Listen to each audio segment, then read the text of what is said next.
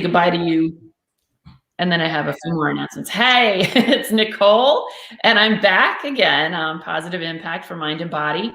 And once again, Love Infinity isn't here yet, but we're happy to bring you a new guest and have some more rather interesting conversations about you and food. How do you view your food? And I know for a lot of people, it's a huge challenge, and it's a big issue in terms of not just maybe anxiety or diet, not necessarily, it doesn't even have to be about that, but we are looking at things that affect those things that we like to make better, like our weight and things like that. But today we have Tracy with us, and she has written Your Personal Journey with Food, a roadmap, and I'm sorry, this cut off, a roadmap. Tracy, help me out. What is it? Roadmap for the confused and frustrated dieter. I love that. It's a long title, but I love that title. Yeah. I thought it was a mouthful too, but it explained, where my co-author and I were coming from, and we just couldn't figure out a way to cut it down. Oh, and that's a good question too. How did you and your co-author meet? Yes, we met. We went to school together. We were both studying at the Institute for Integrative Nutrition, and we became peer coaches. So during school, you were to find a peer coach through school. And she's in Santiago, Chile. And we just connected, and we stayed. My son just came back from there last. Yeah. So she lives 6,440 miles from me, but we felt like we were sisters. It was really interesting. And we realized we had the same kind of challenges with food growing up and our relationship with food. And we realized that we had both been able to build a healthy relationship with food in very similar ways. And we thought we need to tell people how we did it. And so we thought, let's write this book. And it took us about 4 years to write it and get it out to the world. But yeah, it just published last October. Yeah. So congratulations. Thank you. Thank you very much. So in the book, I'm more interested in what your personal journey was, but like in the book, do you describe how you view food and people? Yes. So she and I both talk about our personal journeys, and the thing that I had to learn was everyone's journey with food is personal. It's different than yours is yours and mine is mine. And those watching right now, you have your own journey, your own relationship with food for your own reasons. Mm-hmm. And I had always thought I should fit in a box regarding my relationship with food. And if I didn't fit in that box, there was something wrong with me, that it was my body's fault. And so I decided that, pretty young in life, that any challenge I had was because it was my body's fault. If I could just look like, again, I was a teen in the 80s, and I know this still happens today, but I didn't look like those people in the fitness magazine or in the beauty Cosmo or whatever it was. And so I would basically punish myself mentally and emotionally. And then I would use food to, handle those emotions. And I feel bad about myself. And then I would exercise, not for just wanting to have a healthy, strong body, but I exercised because I was mad at my body. And I would force it to eat whatever I decided to put in my mouth, and it needed to suck it up. And then I would try and pound it out through, really strenuous exercise. Right. And it hit me. It was interesting. I was just this last year, I went through like an old box of photos to kind of, think, do I want to make some digital or not? And I ran across one when my kids were young, and I was leaning up against a van, and I was like, look at my legs were rock solid, but I looked really good, but I remember how I felt inside. I still didn't like myself. I still didn't appreciate the body that was carrying me around. And it was just like, again, that concept that. Oh, you froze up. Everything. Oh, you got me okay? Yeah, now Am I you're here? clear. Okay, go ahead. Okay. Yeah, and so my journey was, I always looked outside of me for things to fulfill me, to make me happy. That would be food, that would be changing who I was to fit whoever I was around, and I was always stifling myself and who I really was. And then I would use food as part of the comforting or punishment, if that makes sense. Sure, Yeah. sure. So it was pretty incredible to look back at who I was and who she was, who I love her to pieces, and I respect her journey. And um, you know, but again, what Ingrid and I are trying really to relay in the book is that it is your personal journey with food. And What did it for you personally? Like, how did you start to rotate out of the negative? I've seen people spiral down into Mhm. that Yeah, negative pattern, and it is like punishment. It's like you want yeah, to yeah, get your body wrong about this, and it's not. But how did yeah. you cycle out of that? So what I started to realize was um, that, like when I was diagnosed with prediabetes, for example, I took it out. I was upset with myself. I was ashamed and all of that. But one of the things was interesting was maybe now I have permission to take care of me, and I have permission to start thinking of, well, how do I do that? And so it was this interesting step. Was I realized, number one, the main thing I realized was um, that when I eat certain foods, so one of the first things I did, I started paying attention when I ate specific foods, that how they made me feel. And I never wanted to see that, or I didn't understand that connection of what I put in my mouth, and and how did I feel right when I was eating it to even the next couple days. Because sometimes what would happen was I would feel bloated, and I'd get like pain in my digestion tract, but I didn't. And then what I would do though would be I would eat something else to try and cover the pain. Yeah. I didn't originally have a connection to, maybe it's that food item that's upsetting my system. Right. And so I started to, make those connections of, gosh, eating pancakes for me, I feel horrible. Absolutely. I just physically feel terrible. And then I get anxiety because my Yeah. heart rate goes up, and I just feel icky. So then I feel bad about myself. So then I'm not a good person. And then I'm not, all these other things. And then I started realizing, wow, I feel better when I don't eat those things. And at first I was sad because I had an emotional connection with that food, so I had to kind of go through that of my brain learning, wow, I feel so good when I just pass on, and that helped me get past that mouth craving. I wanted the pancake. Right. I finally realized how much angst was happening to me physically from eating. So that was one of the biggest first connections I made, was that I had a physical chemical reaction to food. It didn't mean I was bad, that my body was bad, but my body was speaking to me. My body was saying, hey, I feel really yucky when you eat this. Can we pass on it this next time? And at first I'd be like, no. Yeah, a lot of people, it's funny because I'm lactose intolerant and I'm Mhm. also gluten intolerant. And people will say, don't you miss cheese? I'm like, yeah, no, like there's nothing Yeah, about it that I miss, yeah, including the pain, the bloat, the yeah. feeling far the next day, nothing.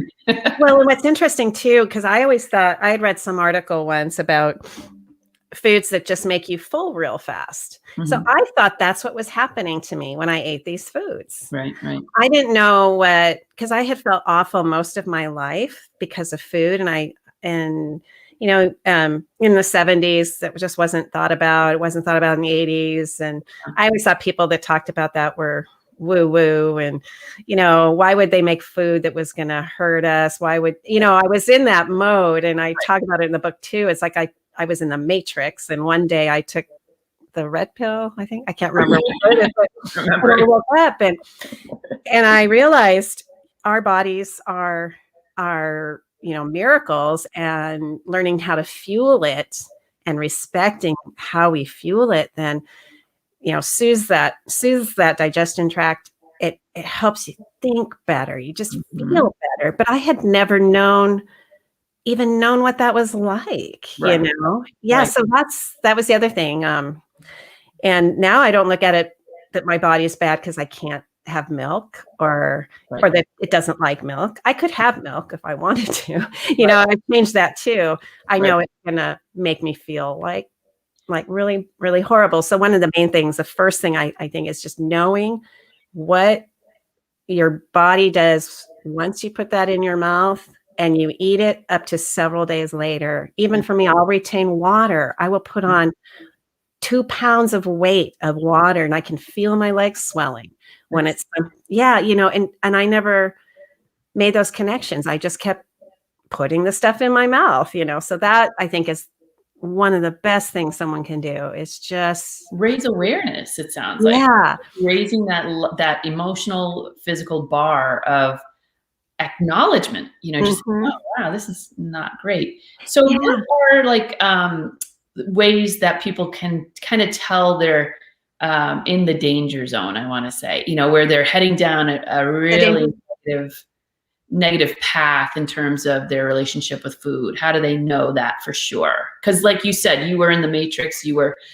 kind of like buying into the lemonade and saying, why would anyone make food that's bad for me? How does someone know that they've kind of, bought the diatribe in advertising and they're heading down a narrow, slippery slope? How do they know that? Well, I guess what I came to terms with is I need to become an investigator. I can be told something, but I really need to appreciate that, I'm smart. Everyone is really, actually, we're pretty smart. And if we allow ourselves to investigate. So does that make sense? Does that make sense what they're saying on TV? Does that make sense what they're saying on the front of a box of food? I think what you just said was that, you were feeling bad every day. That's a good indicator, feeling bad and then connecting it with belief system. And then also was realizing how and knowing when you're in a spiral, sometimes you don't see it. And like me, I didn't see it till I had a diagnosis, I didn't want to have to put the time in. So maybe if you're in a space of mind where you don't want to put the time in, it's just too much, that's probably the sign. That's the sign that you have arrived. And then also, on the good side of it was once I had fun with it and I thought, I'm going to test this out. I just want to have fun and see what happens when I try something, instead of putting a big, I need this result to happen and I need it to happen tomorrow, relieve that pressure and just say, I'm just going to figure it out and we'll just see what happens. We'll just see what happens. Yeah, I agree. I've always, I've worked in gyms for 30 years, fitness centers, health clubs, and everyone has a January challenge. And it makes me laugh because it puts a lot of pressure on people. Maybe it gets some people to be active in their process. But I do find that if you are earnestly looking for the answer, the challenge isn't the way to go. It's this slow, gradual, aware process that you go through, maybe even journaling every day. I love that. I think that's great. Now, when you finally kind of like came out of this spiral, did you naturally just start to avoid certain foods, or did you start taking enzymes or supplements, or what happened?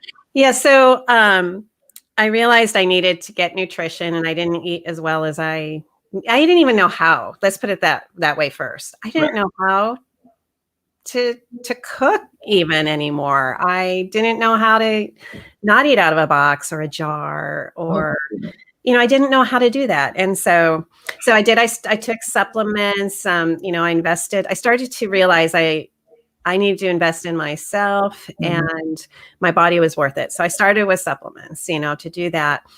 And then was that, again, the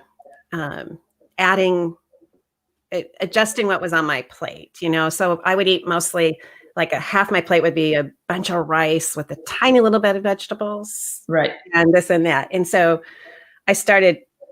We all know those people, right? Those people. I started learning about those people. Yeah. And so what I did was in fact, I get a little anxiety. I hop back to who I was at that point, and I'm like, I have to cut my portion size, and I was panicked. My brain was completely panicked because it swore I was going to starve, and I was eating the same. My husband's 6'2", really big guy, tall. I was eating the same amount of food he was.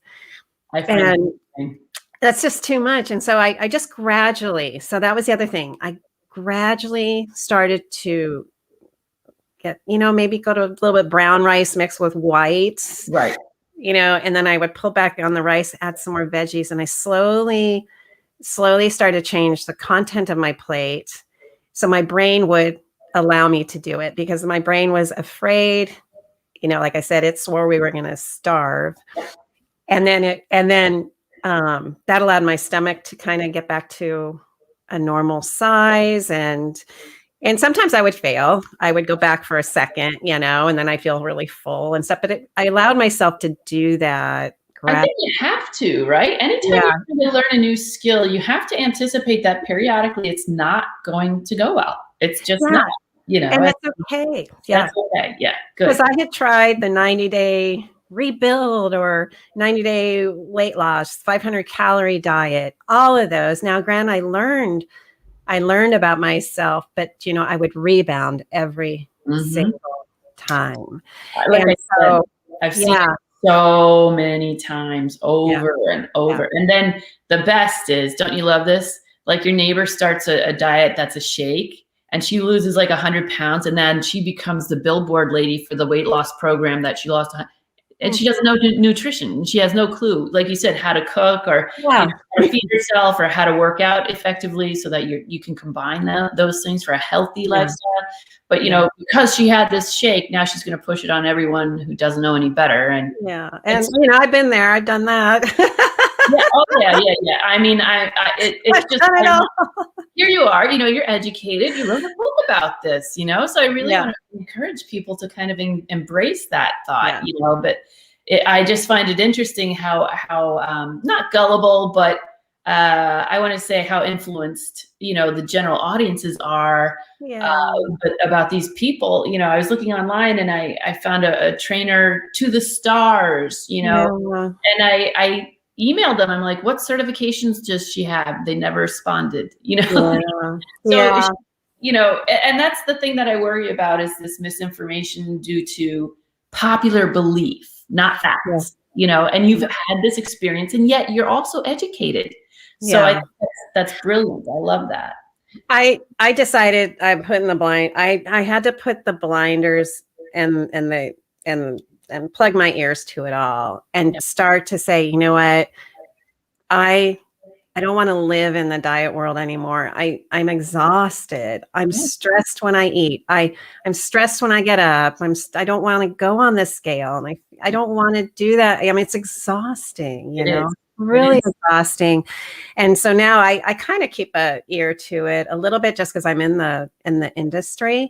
But the best advice I could give someone is just the fads are the fads. And the best thing we can do is learn our own relationship with food, learn what it is now, right? And start to adjust it to one that will support you. And that it's an incredibly empowering journey. And, So you also are available to coach, right? You coach people. Yeah. So we will put up, I'm sorry, Tracy, you have a website. Can you give me that again? Yeah, it's my name. It's tracycromwell.com. TRACY. CROMWELL.com. And I'm on Facebook as well, and trying to do more on Instagram and get myself out there. But, and the book is on, it's available at indie stores. You can order it through independent bookstores as well as on Amazon. So it's available. I'm going to pull that, just a moment. I'm going to pull that URL again. I apologize. I wanted to get back to that. But yeah, I mean, I'd love to kind of support you any way I can, because I think people are being misled on a daily basis. Yeah. But is there anything else you could tell us about the process that you found interesting or fascinating? Yes. So the main, I guess the main few things I would say is understand the relationship with food that you have with maybe a specific item. Is it a really simple one? I just always eat it on Friday. And that's just what we do. Mm-hmm. And does that really make sense for how you want to feel or what you want to do? Or is there a stronger, maybe a relationship with it? Because when you grew up, the family always got together around an item. We always had caramel popcorn. My mom made it from scratch. So I realized I loved the community around a food item. And so one thing you can think about is that food item, something that supports your body to function well, or is it an emotional connection? And there's nothing wrong with it being an emotional connection, but realize that's the connection. Is maybe it was about being together. Maybe it's about community and friendship and things like that. That's one. Mark has an emotional connection to steak and lobster. Yes. I do too, Mark. Oh, me too. Let's all get together for dinner, right? Yeah, exactly. And there's nothing wrong with steak and lobster, and so I'm a meat eater and all that. I know that my body shouldn't have it all the time, but I do allow myself to have it. So that's another good point. No, go ahead, please. Oh yeah. The other good point is, I still sometimes have my caramel popcorn, and mm-hmm. I may say, I really want to do that. It brings me a really wonderful memory. I know though, what's going to happen. I'll feel kind of crappy later, but I make a decision that, it's worth the enzymes, go get some supplements and it's just one of those things. So, and then, so that self-awareness of where did that relationship with food, and then really knowing why you're using it. If you are using it because you're bored, or are you sad? Is there a deep wound that has to be, healed? And be willing to do that work is so important. And then food, and then food can be always working with people. Subconscious pushes, urges. Yeah. And that's nothing's wrong with you because you have a connection like that with the food. It's, we look for food for comfort. What, you're laughing again? Well, he said the steak and lobsters for energy and the popcorns for after. Yes. There's no doubt about it. I think every food that you really enjoy, brings a certain level of energy. But, it's like, as you understand and know, Tracy and I understand, I've been certified in nutrition as well, that breakdown of energy has to be equal to your energetic output. And that's the other thing. Like you said, you had to kind of like create smaller portions for yourself. I don't think people understand that. Like they get seduced by keto and paleo and all these things. Yeah. And, I think, I could just eat any amount, but the reality is it is you, it's up to you. Like, recognize, wow, I don't want to be bloated after dinner. I want to be able to, go for a long walk or whatever it is. Yeah. Yeah. And you may not, like, I didn't know what it felt like to not feel the way I did. I didn't know what it felt like to have energy. Even like I said, in school, kids are running around, they're all playing and they have all this energy, and all I wanted to do was sleep. Mm-hmm. And I know now why and I know now why I had anxiety, because when I had milk and oatmeal and eggs for breakfast, I ended up with diarrhea at school. So I'd have anxiety in class because I'd have to be the one raising my hand to go to the bathroom. And then I would be always worried about that, and we just didn't make a connection to the food. Now it's like, if I eat that, my body's like I better have a bathroom nearby. I know it's connected. And there's something really in, gosh, I just feel more empowered as a person. Well, I think too, like when you're in that spiral, that it prevents you from really investigating or enjoying what you're supposed to experience in life. Like, then that becomes the focus and not your soul, not your spirit, not your relationships or what you want to create. Yeah. It's like, oh my God, do I have a bathroom if I eat that?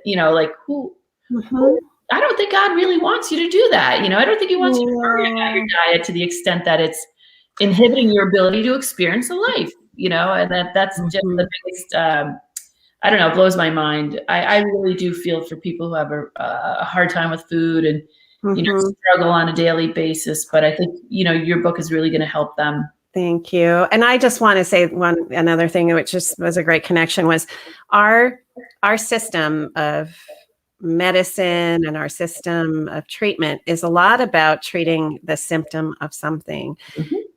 So, but how come you are having these feelings? How come you are having to run to the bathroom? How come you have issues with your gut or all of this? And we have, again, we have taken the knowledge away of how food really affects our bodies over the last 50, 60 years. And so if we think, that's one thing too, if you think, what's the cause of this? Let's figure it out. And once I had fun with it too, like I said, I relieved the outcome. I was like, I just want to figure this out. And, it changes the whole way you look at it. Because once you do, your body will naturally start feeling better. Your weight will start naturally going off. And it's not a diet anymore. It's not chasing a scale. Exactly. And then you're craving the right things. And you're interested in how your body moves better this time, you're going for a run or doing Tabata or whatever. Yeah. And there's a natural progression to that. And there's a wisdom to that I don't think is very popular yet. And we're getting there. I hope like this podcast really does raise the awareness for a lot of people and help them find their own path. Like I said once, I think it was in the last podcast, I said, no,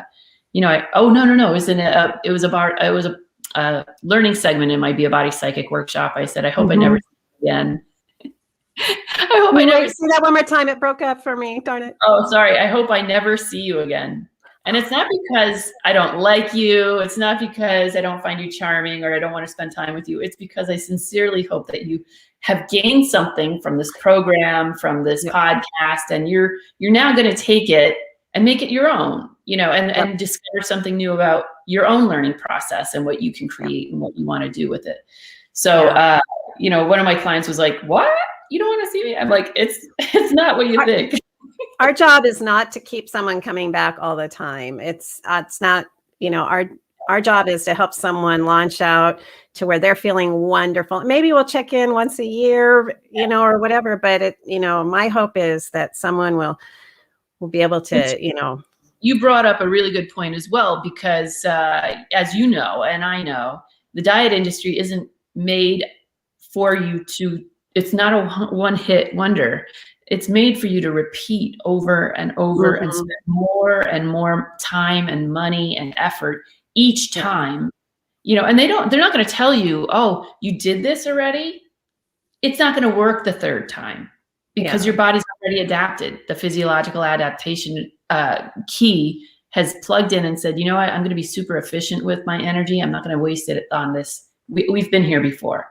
Your body's too intelligent for that, So I think this is the other piece of it, is like, if you are doing what Tracy says, you're raising your awareness and you're really having a level of communication with your mind and emotions about it, then you're never going to have that plateau, because it's always going to tell you faithfully, honestly, truthfully, what the next step is, where to go from here. What does that look like and feel like?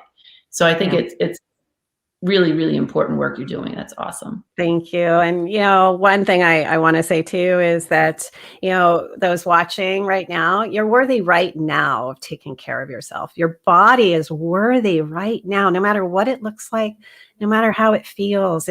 You're worthy of that. And being okay with, that you are. You know, we have been taught it's selfish to take care of yourself. Push yourself into the mud first, then you're lifted and you're great because you're suffering and stuff. Right. Know what? You are worthy right now, and more now than ever too. We need to be healthy. We have a strong immune system, and why not start today? Start just figuring out those things when you eat and have those aha moments and write them down. And your brain may not like it at first because it doesn't know any different, but this is our superhuman power. This is what creates that, that aura that makes you feel so fantastic. This is our ability to do that. And we have to spread that word more, that we are capable of so much more than we give ourselves credit for. Yeah. But anyway, any final thoughts? As you go through your journey, bring kindness and leave that whip with the spikes on it outside. No gauntlet here. No accident. No judgment, and enjoy those. Like I said, the biggest thing that helped me was embracing the struggle in a way that was like the 4-year-old over here doesn't want to change. It's crying and whining and stuff, and just saying, okay, I hear you, but let's try this, let's do this. And being willing to just kind of know you're not alone when that the brain is fighting you, and leave judgment, be kind, know you're worthy, and enjoy the process. Just let yourself enjoy learning about you. Yes. Awesome. Thank you so much, Tracy, for joining me. You're welcome. I do have a couple of announcements, but I just wanted to say thank you and goodbye to Tracy. And I'm going to talk to you soon. I'm sure we'll be in touch again soon. Absolutely. Thanks for having me. Okay. Goodbye, everybody. Take care. Bye. So, we are now going to just review some of the great stuff that Tracy just talked about, but I'd also like to remind everyone that I will be on the doctors tomorrow, February 19th. I'm not sure what time. You have to go to the doctor's website and find out local air dates and times. I'm also right in the middle of the Be a Body Psychic course, and you can join at any time. It's a phenomenal thing to do for exactly what Tracy is attempting to describe through her book, is to raise awareness, but I raise awareness with visualizations and techniques that help you reconnect your soul with your mind and body. So people are doing wonderful things. They're losing weight, but they're also discovering their soul purpose. They're starting to engage in their relationships in an entirely different manner than they did before, really enjoying that process, as well as developing their own psychic ability and intuition. Some people are EMTs, some people are nurses that are taking it. I have someone who is a chef as well. So there's any number of reasons why people like to take the Be a Body Psychic workshop and course. And like I said before, if you text body-mind to 33777, you will be able to get my free download for Be a Body Psychic body scan. And it's a really, really useful tool, BODY. I don't know why that just clicked over. Mind to 33777 for the free download of the body scan. And it's my body scan. It's not like everyone else's body scan. So if you have 15 minutes to listen to it, you're going to get a world of information. You'll see exactly what I'm talking about. If you have any questions, feel free to contact me anywhere at Nicole's MBM. And this is like really moving slowly today. Maybe it's my internet. But like I said, I'm on all social media, not all, 3, Instagram, Twitter, and Facebook at Nicole's MBM. And feel free to contact Tracy at tracycromwell.com. I think I wrote, right? And if you have any questions, yes, tracycromwell.com. It's in the notes. It's in the chat. So feel free to reach out for a private consultation and any questions you have. I know that people are looking for this information, so I really hope you do reach out, make a little time for yourself. If you don't have 15 minutes to talk to Tracy, then you got to rethink what's going on in there. Anyway, enjoy, love, and create the life you want with your mind and body. Thank you so much for joining me, and I'll talk to you Tuesday. Love Infinity comes back. Oh, I'm going to be so happy to see her again. Anyway, come join us Tuesday for a little reunion right here, 3 o'clock on Positive Impact for Mind and Body. Talk to you later. Bye.